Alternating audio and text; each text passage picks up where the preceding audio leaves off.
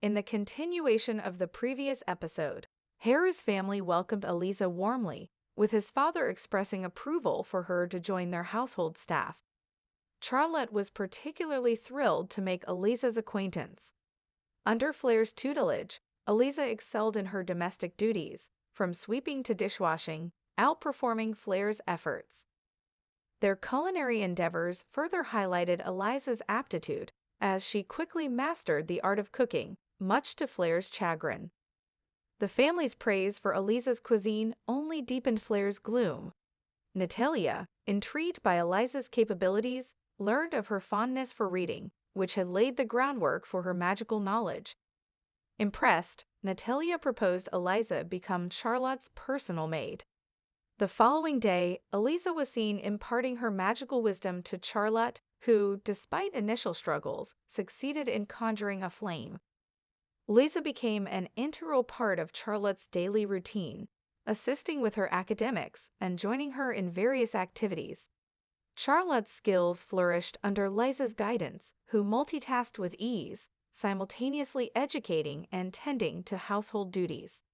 Haru observed this with a mix of admiration and guilt, while Charlotte feared being a burden.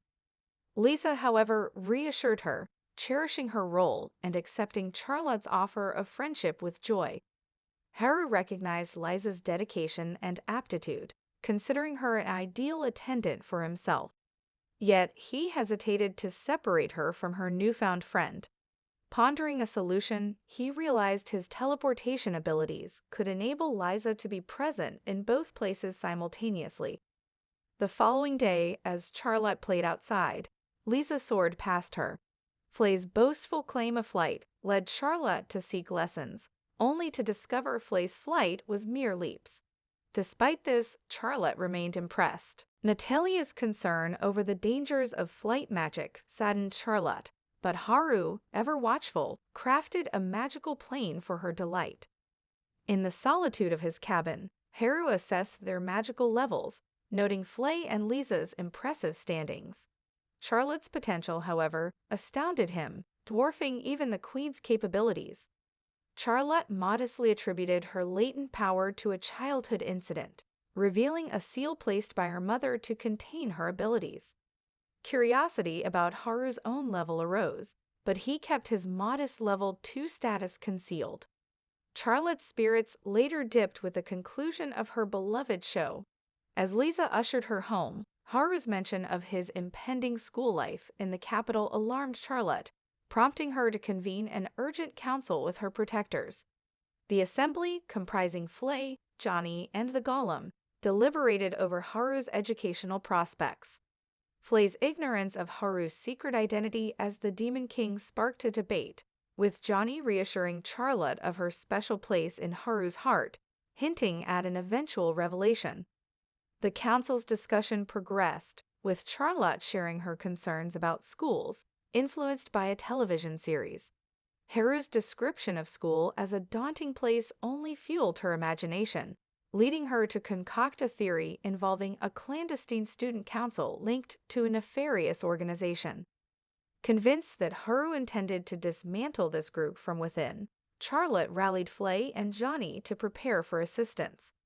Liza, practical as ever, proposed consulting Haru directly, but Charlotte insisted on independence. Nevertheless, Liza relayed the group's suspicions to Haru, who, seizing the opportunity, indulged their narrative and enlisted Liza's aid as his attendant for the upcoming academic venture. Surprised but resolute, Liza accepted, pondering the gravity of their imagined mission. Meanwhile, Haru strategized his early departure from the academy. As he readied for the capital, he magically concealed Liza's demonic features, while Flay expressed a desire to accompany them. At the royal palace, Marianne informed Elias of Haru's impending arrival. Elias, having recommended Haru, feigned curiosity about his strength, while Marianne's involvement elicited playful teasing. Their conversation shifted to a cult masquerading as a religious faction, with rumors of its intent to usurp the throne and growing noble support.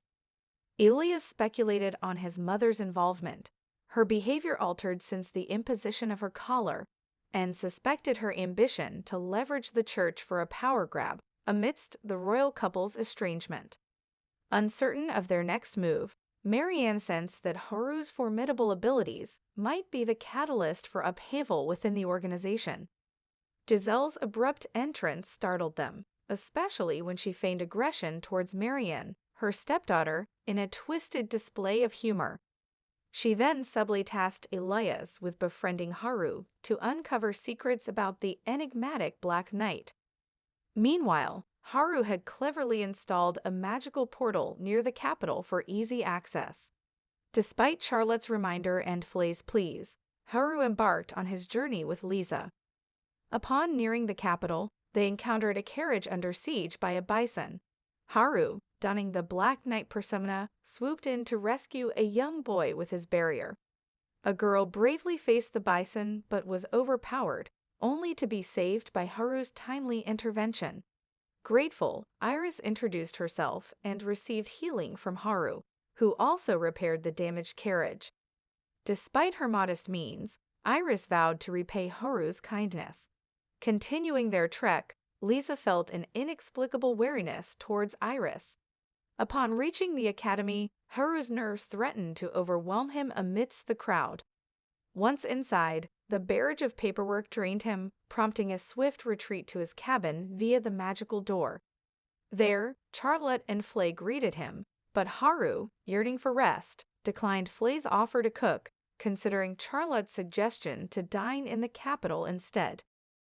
Flay's initial desire to prepare a meal for Haru was set aside as Charlotte emphasized the importance of their covert operation, convincing Flay to concur. To conceal Flay's demonic identity, Charlotte crafted a disguise, but Haru, finding it inadequate, cast a spell to render her demonic traits invisible. The group ventured into the city, savoring the local cuisine at a bustling eatery. With a strategic mindset, Charlotte unfurled a map, assigning Lisa and Flay the task of reconnaissance. Left to his own devices with Charlotte, Haru was taken aback when she suggested their outing was akin to a date. Despite his reservations and the novelty of the experience, he embraced the moment. Their city stroll was punctuated by Haru gifting Charlotte a necklace, a token of their time together. Their exploration was interrupted by an encounter with Iris, who sensed a connection with Haru through his mana.